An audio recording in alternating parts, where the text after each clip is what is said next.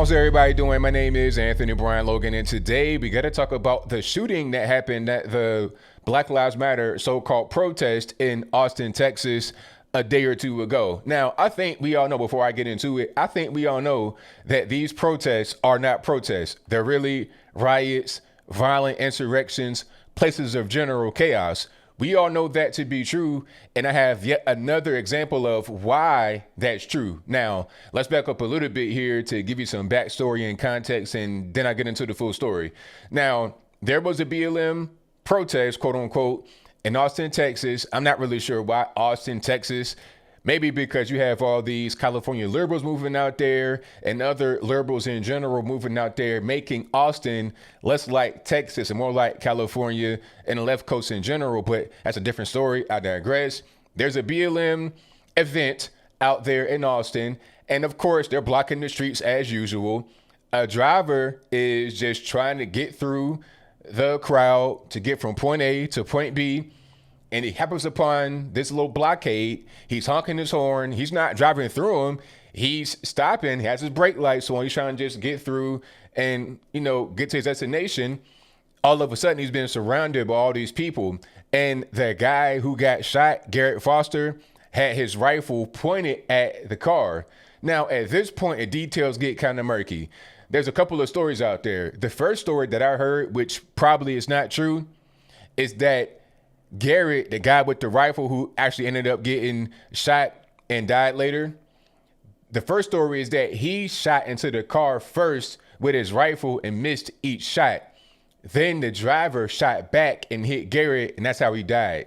The second story, which is probably the most accurate, is that Garrett had his rifle pointed at the car, and then the driver, fearing for his life because you're stopped, it's a big mob, ain't no police right in front of you, you have no real help, and the guy has his rifle on you, he feared for his life and shot Garrett.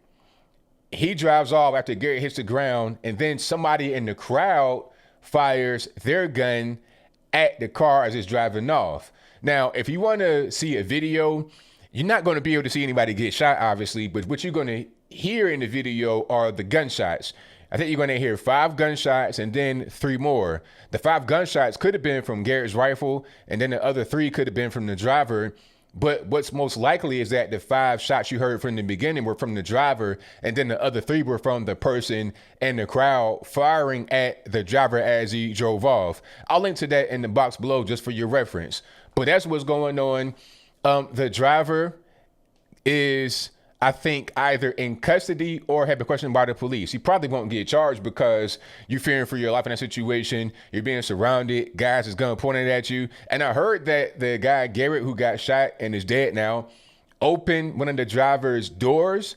Either it was his passenger side rear or passenger side door, like right there where he's at. So if you got your rifle on me, you opening my car door, I'm surrounded by mob of people, what am I gonna do other than shoot you? I wouldn't be trying to hurt anybody, but good grief, can I get to my destination, get away from my car, don't put your rifle on me, or you're gonna face the consequences, and that's probably what happened. Now, of course, the media are treating Garrett Foster as some kind of victim or a martyr. He's like a media darling right now. The New York Times are trying to paint the guy that got shot, Garrett Foster, as some kind of victim, talking about, oh, he really just enjoyed practicing Second Amendment rights, First Amendment rights, and that was cut short. The driver was threatening the people outside, the so-called protesters, with his car, and he was violent, all this and that. But that's just not the reality. And I also want to point to Garrett's fiance, a black woman who was a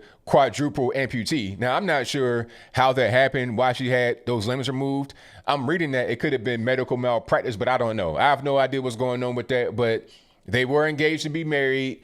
He's been painted as some guy that just wants to care for her. He was pushing the wheelchair through the intersection. And then all of a sudden, here comes this big, bad, racist, white guy, Trump supporter, and shoots him dead. Okay, none of that is known at all as far as what color he was or the political affiliation.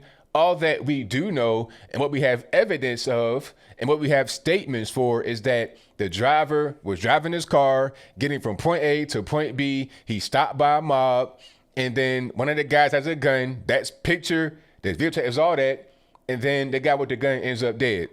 It is what it is. All right. And earlier in the day, and again, I'll put this video in the box if you want to see it for yourself. Garrett was doing an impromptu interview on the street, and then he's asked about why he's carrying this gun. And he's like, well, they say we can't march in the street, so I'm going to just practice some of my rights. I got a right to bear arms. I'm going to just do that. And then the person was asking him about anybody that might feel differently than him. Is he afraid of that happening?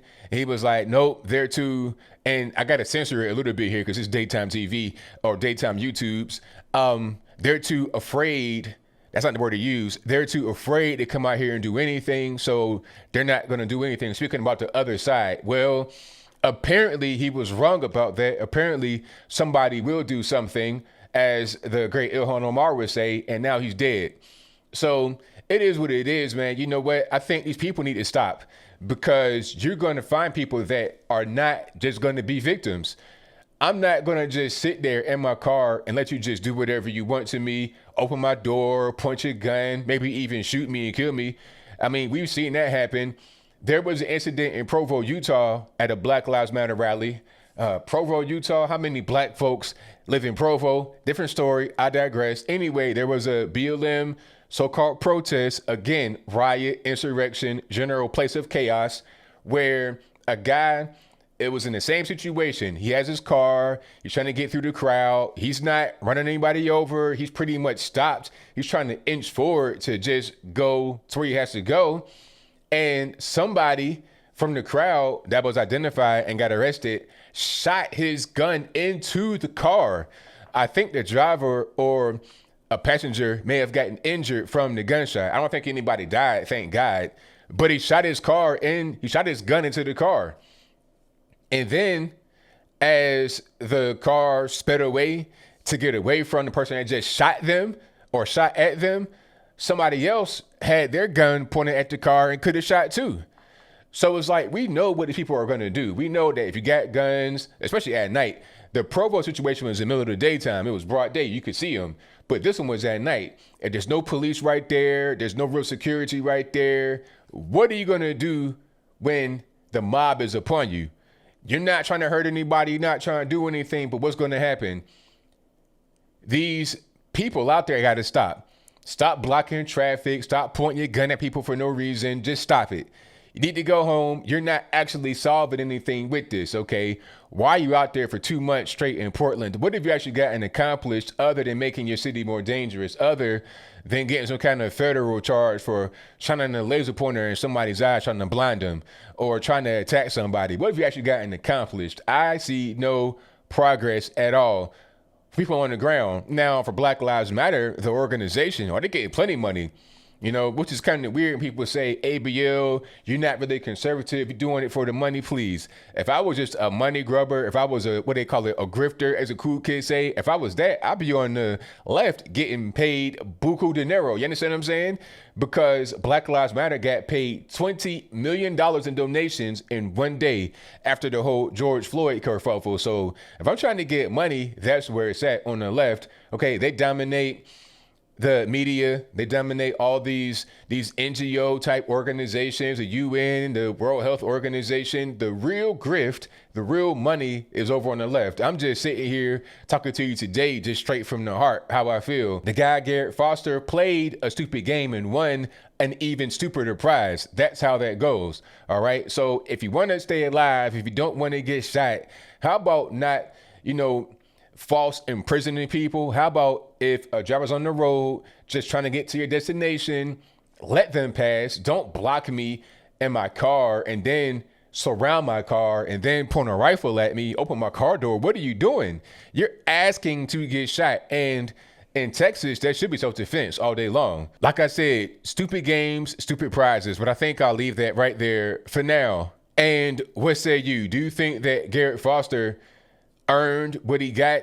If that's your viewpoint, let me know why in the comments below. Or was the driver too quick to react? If that's your viewpoint, let me know why in the comments below.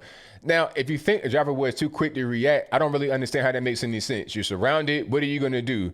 if anybody is in that situation, what is the next course of action? I'm trying to figure that out for myself, just so I know. And then beyond what somebody would do, what does the law say? Okay, do I have the ability to just, I think the police did interview the guy that was the driver, and he's probably not in custody right now. It's probably an open and shut self-defense case. It doesn't even matter if Garrett shot first or if the driver shot first. The situation is not going to change. You're being threatened. Guys got guns on you. What are you going to do? You got to do something lest you be a victim like many others have been throughout all these so-called protests, which ain't nothing but riots and insurrections that lead to more chaos and more destruction than was here before they started. But whatever your thoughts are, please let me know in the comments below. And that's all I got to say for this video. If you like what you heard, please comment, rate, share, and subscribe. Peace.